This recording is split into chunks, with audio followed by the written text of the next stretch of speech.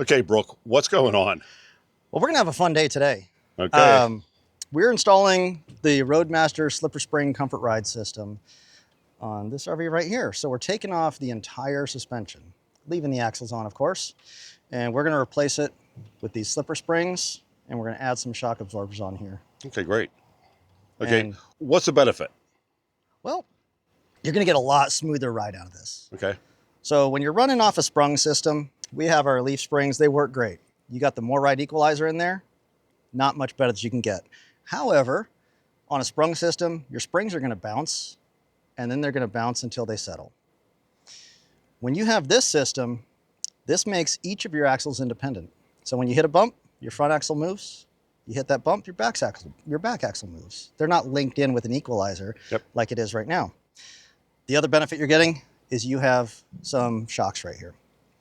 The shocks push back against your springs, so when you hit that bump, you're immediately gonna settle down. This is gonna take a lot of that shaking out of your rig as you're going down the road, and you know, we know how the roads are in this country. Oh yeah, oh yeah. They're bumpy. Oh yes. We wanna take as much bump out of the RV as we possibly can, and the Roadmaster system does a great job of doing that. Okay. One thing I noticed, let me get a shot of it here. It doesn't have brass bushings in it. No, so the Roadmaster system has what they call never fail bushings. So these are non-greasable bushings. If you grease these, they are gonna deteriorate. But we put a dry bolt in there, and these bushings hold up very, very well over time. I've taken one of these systems off and upgraded it after 5 years, and the bushing was still in great shape. Oh. So these are fantastic bushings. Yeah. They come on the Roadmaster system, but you can also buy them separately. Okay. So pretty much this is a poor man's independent suspension going compared to the more ride. Well, so this is about as close as you're gonna get to independent suspension right now without going the full Monty. Okay. Independent suspension's a fantastic system. MORryde has the best on the market. Okay. But in the independent suspension, each wheel moves independently of all the other wheels. Yeah. This gives you independent axles. Okay, so your front axle will move independently of your rear axle. You still may get a little bit of that side-to-side motion because you're still linked together with a solid axle. Yeah. But yeah, for the price, this is one of those systems you just can't beat. Okay. What's first step? We already have it jacked up. All right, yeah, we have it jacked up. We have our jack stands underneath the axles so that those don't fall on us. We have our jack stands underneath the rig so that we're safe because we are gonna be crawling under here a bit. Yes. So what I like to do first is we're gonna take the axles off, and I do this one side at a time. We're gonna take the axles off, take the springs off. We're dropping the entire suspension here. Okay. So we're gonna get going with that. Okay, sounds good.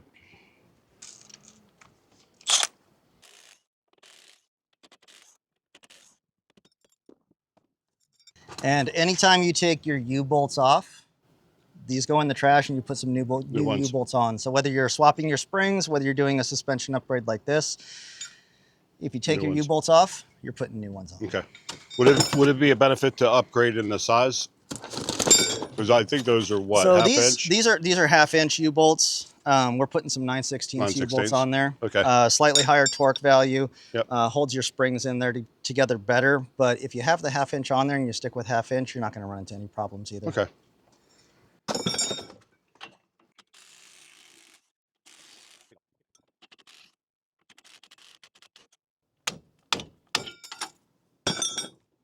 Okay, and that's that. Now we just have to drop the springs and the equalizer.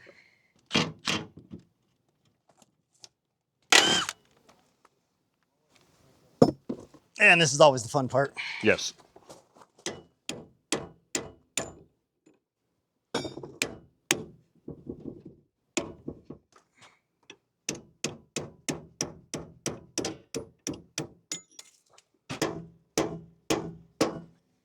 You gotta hit it. I gotta try.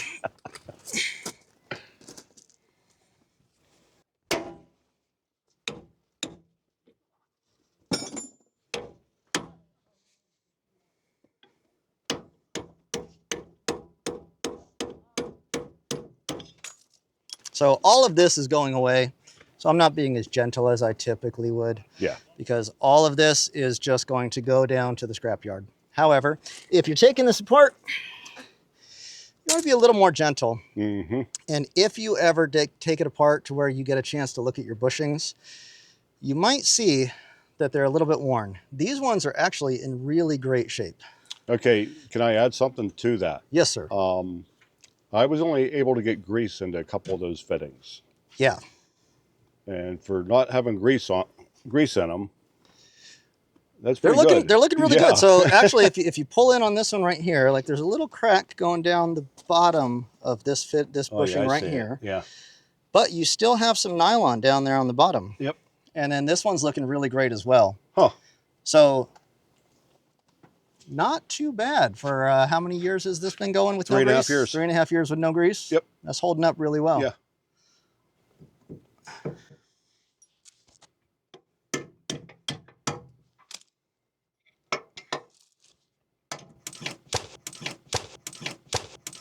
Missed the pad. Oh, yep.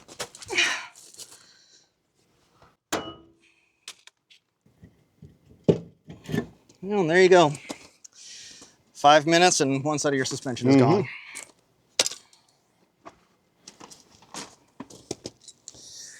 So your springs are actually in really good shape too. Minus the surface rust, nobody needs to pay attention to that. It happens from time to time, especially if you're up here in the Northeast like we are. Yep. Salt on the roads, this is gonna happen. But when you're looking at your springs, you wanna see this nice smile. So you still have the arch in there, that's looking perfect. At the end of your springs, if you ever happen to start seeing any downturn right there, Okay.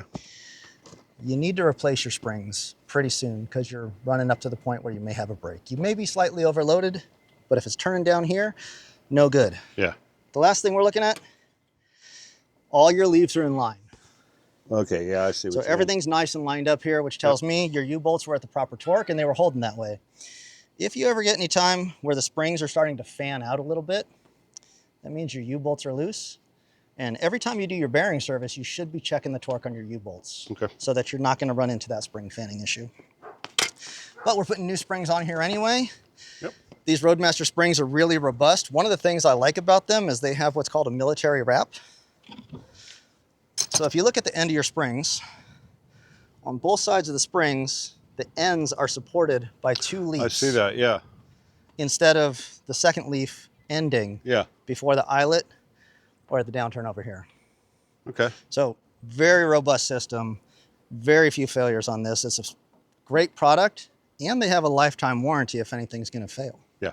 So the first thing we have to do, take our slipper box and we're gonna have to drill into the frame to secure this in there.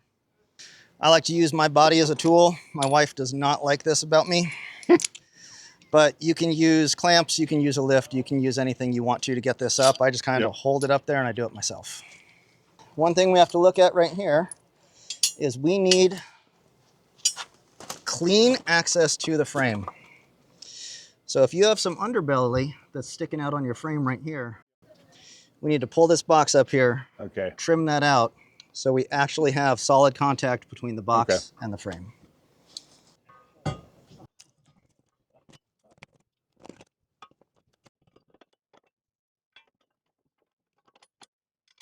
All right, so this is kind of temporarily held there in place.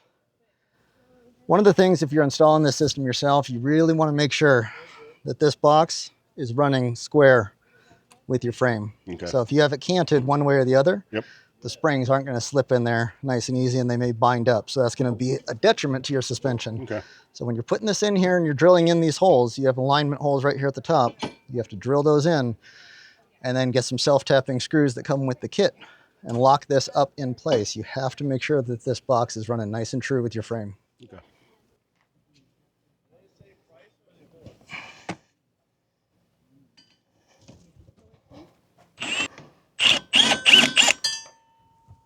And you do have to use some red Loctite when you're putting these guys in. And those are self-threading screws, right? They are self-tappers, yes. And I'm not really torquing this down all the way yet.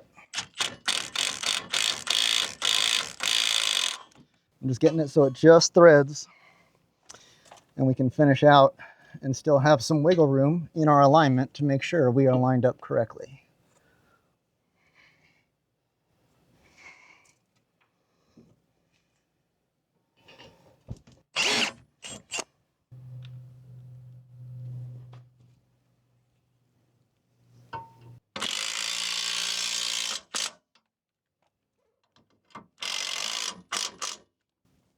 If you happen to want to do this yourself, do not over tighten these screws. They only go to 40 foot-pounds. If you strip these out, if you over tighten them, you kind of just destroyed the system. Not really. You can screw another screw hole in this box, you can retap it, you can do it again. Yeah. You just can't use the pre-drilled holes that you just stripped out. So be careful when you're putting this part in.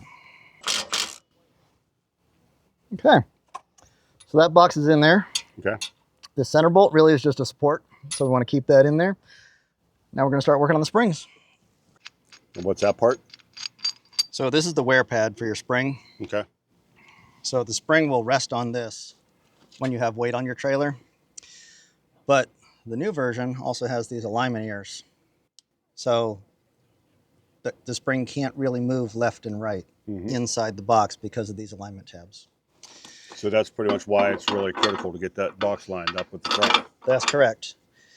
And on the bottom, we're going to have a roller pin that the spring actually rolls on. So you got the wear pad on top, the roller on the bottom. Okay. And we're really just loosely fitting all of this stuff right now. Nothing goes in tight quite yet. Okay.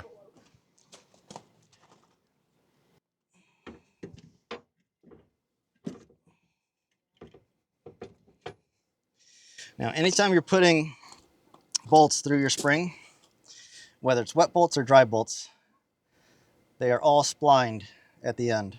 So you have to drive these bolts in. You don't want to drive it in with a nut because then that squeezes your spring hangers together and binds up more than you want up here.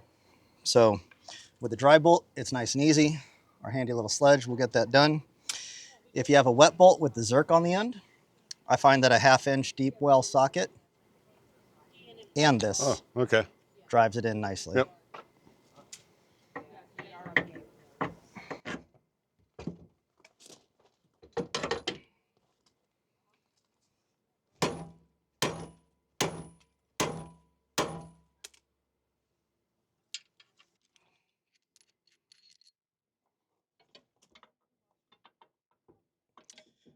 And sometimes you're going to have this roller is not quite going to fit into the box. So you have to give it just a little bit of spread.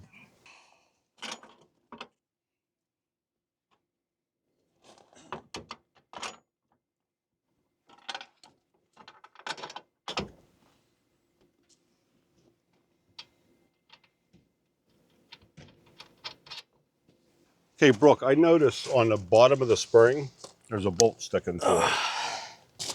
Yep. And then on that plate, there's also a hole. That's right. So it helps you line them up. This is your alignment pin. So for the spring, these are meant to be overslung, meaning they're going to sit on top of the axle. Some axles are set up as underslung axles. These are not going to work in that situation. Okay. But you have your alignment pin right here. When we get to putting the U-bolts back on, and we have the shock mounting plate, and then we have the tie plate we're going to put on there.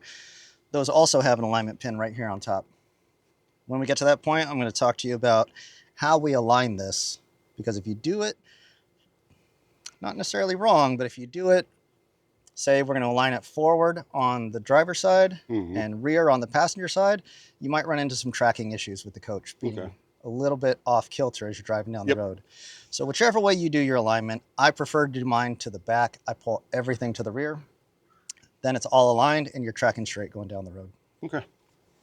All right, now we just want to grab our U-bolts, our shock plates, and our tie plates and make sure that we're putting all the springs and axles back together correctly. Okay. Sir. Those are no longer wet bolts? They are no longer wet bolts. So no maintenance. That's right. That's awesome. Yes, it is. Yes. Yeah. Oh, it's fantastic. You had to drill those out before because you went to larger diameter U-bolts? Yeah, and the tie plates that I have. So these are tie plates also. They have a mount for the shock. But I like to use additional tie plates on top of this. So that's not part just so it adds more structure. That's not part of the kit? This comes as part of the kit. Yeah. The new U-bolts and the new tie plates do not come as part of the kit. So you have to purchase these separately. And you have to purchase it for the correct size axle. In this case, we have a 3-inch axle tube. So we're using 3" by 7 1/4" U-bolts at 9/16 diameter. So the previous U-bolt were 1/2 inch? Correct. Okay.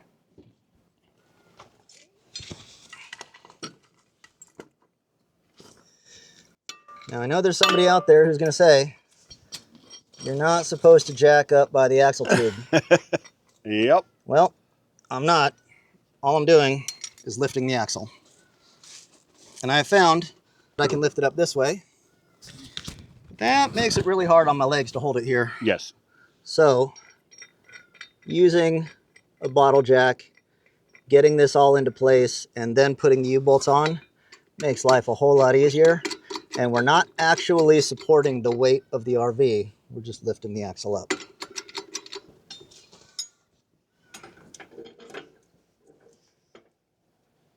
And you guys.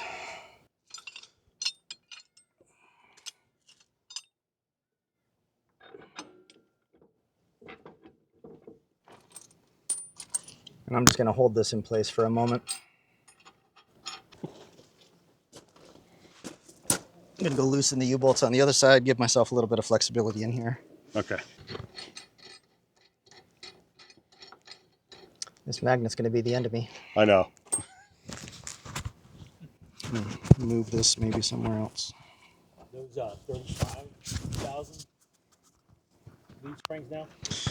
Man, 500, sorry. that's a big rig. These are 3,500. Let me cut away for a second. And there's Becky setting up the cornhole boards.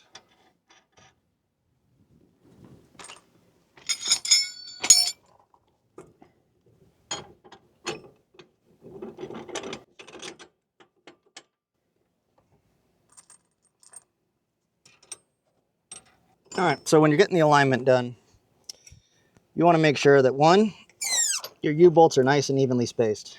So Okay. they should be perpendicular to the axle up and down.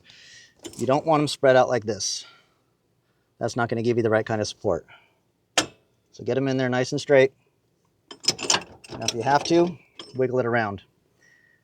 You can't really see it up here. Maybe you can. That alignment hole that we were talking about. Let's see. You want to have this either back as far as you can or forward as far as you can. Whichever way you go, make sure you do the other side of the same axle the same exact way. Otherwise, you have about a 1/16 of an inch of adjustment in here. 1/16 of an inch over 8 feet can turn into a lot of tracking problem. So you're going to have the instead of going straight down the road with your trailer, the trailer's going to be a little bit angled going down the road. Again, I like to pull back, and as you pull back, that's when we get in and we tighten everything down. We're not actually tightening everything down. We are just snugging it up for now. Okay. Because the other side of the axle is not done yet. And just like you do, we just want to get just a little snug. As close to a star pattern as you can do with 4 bolts, that's what you do. You go across, you go back up to the front. Okay. This one's snugged up. It's not going anywhere. It's not torqued down yet. None of our bolts are torqued down yet, but we're going to go ahead and move on to the front axle. Do the same thing here, install our shocks, and that's when we start tightening everything up. Okay. The other side? No, I'm going to do the other side first, and then I go through and tighten everything down. Okay. Because what you don't want to do... Because you just loosened up the other side. Yeah, I dropped that side down a little bit, and the orientation of these springs is ever so slightly different than the stock springs that are in there. So if you torque this down before you switch out the other side, then you're going to be slightly off on alignment. You're not actually getting the right alignment on this side. So you got to do both sides at the same time. Yep. I like to complete one side all the way through without torquing it down. Then I move on to the other side, complete that all the way through without torquing it down. Then I go through and I torque every single bolt that I touched all the way down. My routine, maybe not working for everybody, but that's what works for me. We've got our U-bolts snugged down on the passenger side. Everything else is loose. We're going to install the shocks now, get those mounted, get them prepped, and then we're going to basically do what we did here over on the driver's side. Okay. Once we're done with that, then we're going to come through and torque everything down. I was trying to look to see how those things hook up, and I just can't figure it out. Well, so you have two mounting hole options down here Yep. in the mounting plate. And if you look right in here, there's a hole in the box Oh, okay, I see. that the spring fits to. Okay. Now these springs are, or these shocks are available as a standalone kit. So you would get just this mounting plate. You Yep. would get another mounting plate that goes up here and the shock, Oh, really? and you can install just the shocks by themselves. Okay. So that is an option as well. That's actually good to know. Now, can you use this system without the shocks? I would not recommend it. I guess you can, but I would say do not do that. And I do not recall if it says in the manual don't do that, but I will never install this without the shocks. So the life expectancy of the shocks is until they start leaking. Okay. Basically, you want to check them once a year. If the tube is looking clean and there's still no oil dripping out of the cylinder right here, keep it up. If you start to see the shocks getting dirty, especially down here on the bottom part of the tube, Yeah. that means that oil has been leaking. You want to replace all 4 of them. Okay.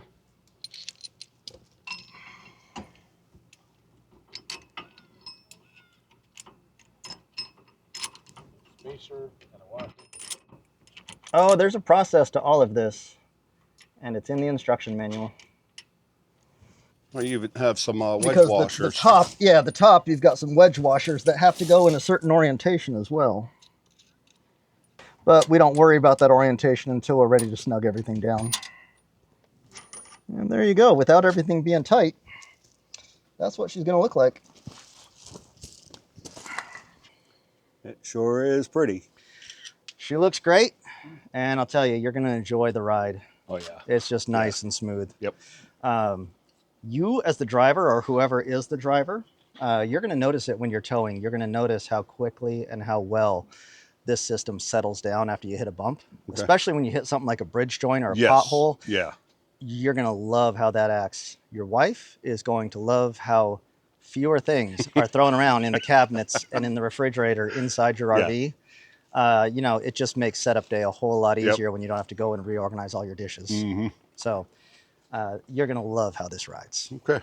All right, we're going to jump over. We're going to do the other side. It's a repeat of this. Okay. And then we'll be back to tighten everything up. All right. Sounds good. Okay, so now we're going to go through.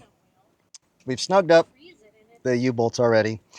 We have the other side done. Those are all snugged up. Now we have to run through and torque these down. Since we switched over to 9/16 U-bolts, we're torquing these down to 125 foot-pounds. So I have to set my torque wrench.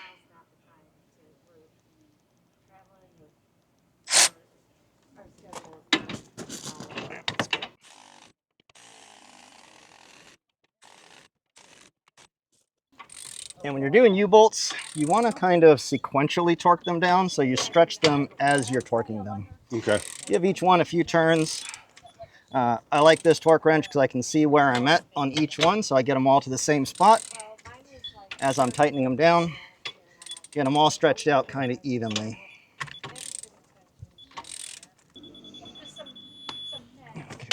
Okay. I have a quick question. Yes, sir.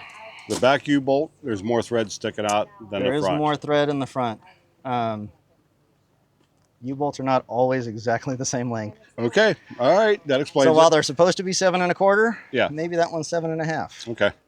But Okay. yeah, what we're really looking for is you do want the same amount of thread coming out on each one. Both. Technically, yes, they all should have the same amount of thread coming out. But as long as your U-bolts are straight, they're nice and perpendicular to the axle, and you do have the same amount of thread coming out on each U-bolt, each actual U-bolt, not necessarily side to side. That makes sense. Yes. I have to go grab my paint pen. One of the things I do, I mark this with a paint marker so that you know it's an easy inspection point so that you can check this and see if this is loosened up at all. Now, whenever you get new U-bolts, after 100 miles, and again after 1,000 miles, you should double check the torque. And then every year at your bearing service, or every 12,000 miles, you should double check the torque of your U-bolts. Okay. These are the only things outside of this rebound clip that are keeping your spring from fanning out. So if these are at the proper torque, your springs are going to be held together, and you're going to be getting the maximum effort out of your springs.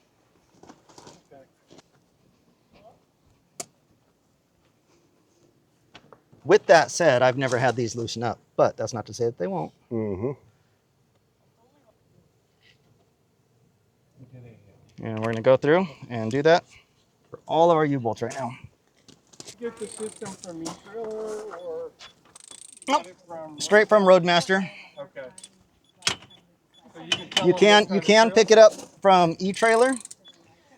You just have to make sure that you're getting the right shock kit with it. And which shock kit you get depends on what size axle tube you have. So this has a 3-inch axle tube. If you have a Dexter 8K axle, that's a 3.5-inch axle tube. So if I have a 7. So if you have a 7K, Kurt, Lippert, Alco, Dexter, it's a 3-inch axle tube. Okay. So this one is a better example.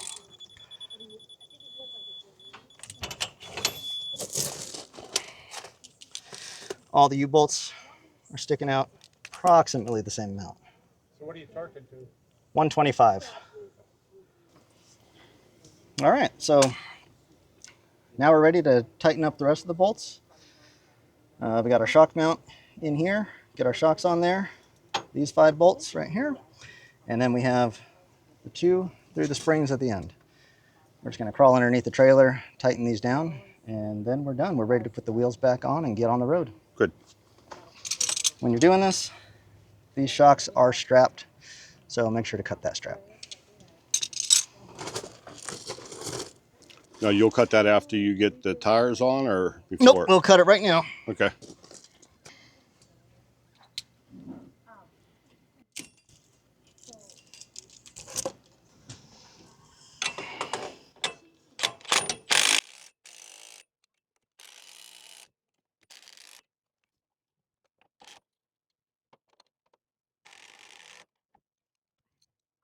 No, there are torque ratings for the other ones? Yes, there's torque ratings for everything. I've been doing this a while, Yep. kind of know where it goes, but in the manual, there are torque ratings for every single one of these bolts. Okay. So I marked these on the inside and on the outside, Okay. just so you can get a sense, no matter which direction you're looking, if anything has loosened up. You don't want to over torque anything. Especially with the box. If you're over tightening this box, you're actually binding everything up and you're not allowing it to move as fluidly as it's supposed to. And that's something we do not want to do. Do they put bushings in the center of that? There are some metal bushings in there, Okay. but again, you don't want those super tight to the box because this bottom roller is supposed to roll and this top wear pad is supposed to be able to move back and forth. Okay. Does this change the height of the camper at all? This may drop the height of your camper by up to 3/4 of an inch. Not that much. So Okay. And there we go. Everything's tightened up. It's where it's supposed to be. We're going to go do the other side, and that's a wrap. That's a wrap? What about the tires? You don't need tires. No. All right, Brooke. Hey, Thank you. that was you my very pleasure. much. Oh, yeah. Today was a Yep. great day. Yep. Glad we got you rolling with a new suspension. Yep. You're going to love this Roadmaster setup. Yes. It's going to smooth out your ride, and I think Yep. your wife's going to love how the kitchen cabinets look when That's you get good. to your That's next good. place. Won't be so cautious opening up the doors. You're still supposed to be a little cautious, yeah. but yeah, Yep. no, it's Yep. going to be great. All right, so Yeah. thanks, man. Thanks so much for having me over. Oh, yeah. Okay, we're going to see when we get home, we're going to open up the cabinets and see what comes flying out at us just to see. What do Yeah. you think? We'll try it. Yeah. We do have one that always tips over, that one at the Always. top. And we always forget about it. So what's on that shelf that comes flying The out? solo cups. Oh, yeah, that's right. That's right. That's right. So anyway, Brooke did an excellent job. I don't want to say anybody could do this, but if depending on your skill level, I don't think you'd have a problem doing this at all. It wasn't that difficult. I thought it was going to be more technical, more involved, but it turned out pretty easy. So, all right. So once again, thanks for checking it out. We'll see y'all next time. Bye. I was recording, wasn't I?